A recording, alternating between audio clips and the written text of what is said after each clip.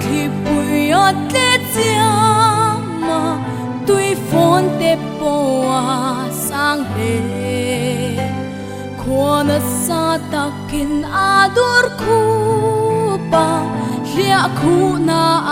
om lo fe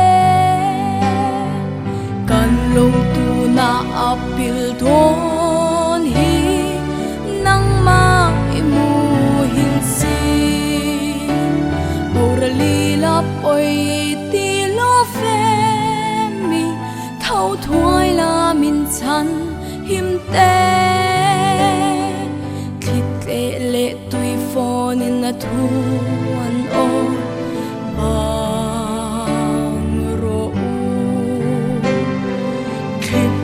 ke ma se tui ti phonin kho turte kho puite kol phe eng ma in longa ti che thei lo le le fan lal at sunga ma kharing se langi a thu lom ta kinan oi fo chin bang ro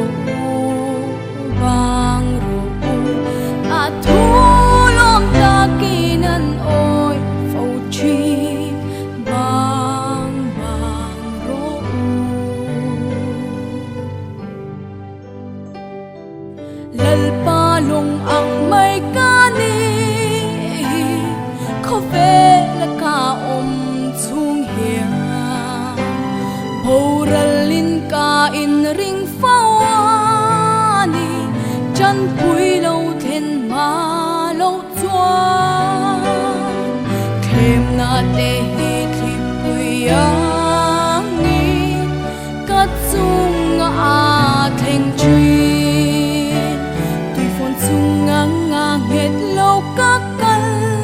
linh van khen thấy lâu cả in ri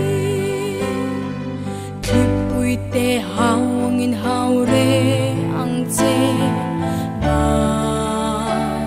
ro cả thiên lung nga om ang khan